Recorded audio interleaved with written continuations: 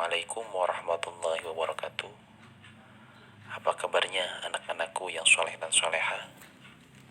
Semoga tetap dalam keadaan sehat walafiat di rumahnya masing-masing. Alhamdulillah, PTS kemarin penilaian tengah semester berjalan dengan lancar. Mudah-mudahan kalian mendapatkan nilai yang semestinya sesuai dengan kemampuannya masing-masing. Baik, sebelum dimulai pelajarannya, alangkah baiknya kita berdoa terlebih dahulu. Berdoa dimulai. Untuk materi pelajaran kali ini, kita akan membahas tentang iman kepada kitab-kitab Allah. Definisi iman itu sendiri secara bahasa ialah percaya atau kepercayaan. Sedangkan secara istilah iman itu sendiri terbagi kepada 3 unsur. Yang pertama yaitu membenarkan dengan hati, yang kedua mengucapkan dengan lisan, dan yang terakhir melakukan dengan perbuatan. Yang dimaksud dengan membenarkan dengan hati ialah menerima semua ajaran yang dibawa oleh Rasulullah SAW, yang tidak lain dan tidak bukan yaitu ajaran agama Islam. Dengan harus sepenuh hati, segenap hati kita, tidak boleh ada sekecil apapun ragu terhadap ajaran yang dibawa oleh Rasulullah SAW.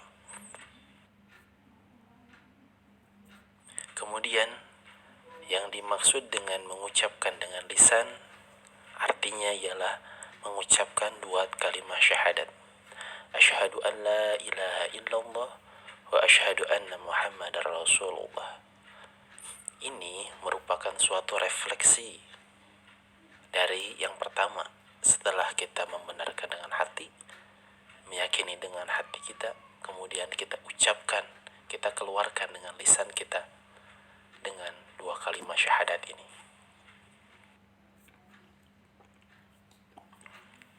Dan yang terakhir ialah melakukan dengan perbuatan, yang artinya amal hati yang berupa keyakinan-keyakinan dan beramal dengan anggota badan yang lainnya. Ini merupakan refleksi terakhir dari iman. Setelah kita membenarkan dengan hati kita, kemudian diucapkanlah dengan lisan, dan yang terakhir kita lakukan, bahwa kita itu beriman dengan perbuatan-perbuatan kita. Bisa dikatakan juga dengan ibadah amaliyah kita.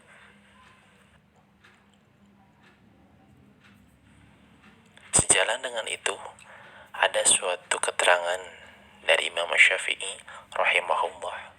Beliau berkata, wa kana al-ijma', berdasarkan dari ijma', minas sahabati, dari kalangan para sahabat, wat tabi'in, dan juga kalangan para tabi'in, min ba'dihim, dan setelahnya, man adraknahum yaquluna, bahwa mereka semua berkata, al-imanu, iman itu ialah qaulun, sebuah perkataan, wa amalun, sebuah perbuatan, wa niyatun, dan juga sebuah niat.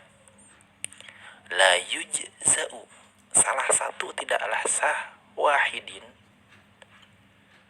minas salasi illa bil akhir, tidaklah sah kecuali bersama dengan yang lainnya. Yang berarti 3 unsur ini harus ada. Membenarkan dengan hati, diucapkanlah dengan lisan, dan dilakukanlah dengan perbuatan. Apabila salah satu dari 3 unsur ini tidak ada, maka tidak bisa dikatakan iman.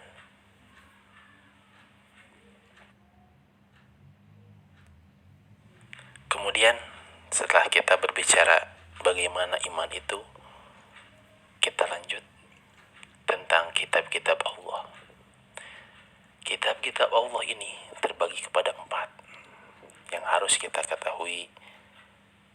Yang pertama yaitu kitab suci Taurat, kitab suci Zabur, kitab suci Injil, dan yang terakhir kitab suci Al-Quran.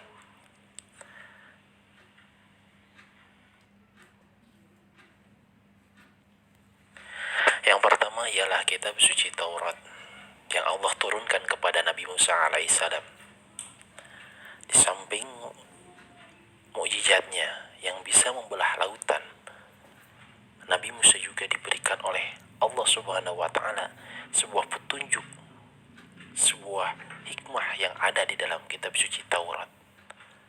Sebagaimana disebutkan pula kitab suci Taurat ini di dalam Al-Quran surat Al-Maidah ayat 44. Bismillahirrahmanirrahim. Inna anzalna Taurata fiha hudaw wa nur. Sungguh kami yang menurunkan kitab Taurat yang di dalamnya ada petunjuk dan cahaya. Kemudian yang kedua ialah kitab suci Zabur. Allah Subhanahu wa taala telah menurunkan kitab suci Zabur ini kepada Nabi Daud alaihissalam. Sebagaimana pula disebutkan di dalam Al-Quran surat Al-Isra ayat 55. Bismillahirrahmanirrahim. Walaqad faddalna ba'dan nabiyyin ala ba'd wa atayna Dawuda zabura. Yang artinya, dan sungguh kami telah memberikan kelebihan kepada sebagian nabi-nabi atas sebagian yang lain, dan kami berikan Zabur kepada Nabi Daud alaihissalam. Dan yang ketiga ialah kitab suci Injil. Allah Subhanahu wa taala menurunkan kitab suci Injil ini kepada Nabi Isa alaihissalam, yang sama-sama kita pun mengetahui bahwasannya beliau sekarang sudah diangkat oleh Allah Subhanahu wa taala ke langit. Untuk nanti di akhir zaman beliau akan turun lagi ke muka bumi ini. Dan salah satu dari mukjizatnya yaitu kitab suci Injil. Disebutkan pula dalam Al-Quran surat Al-Maidah ayat 46. Bismillahirrahmanirrahim.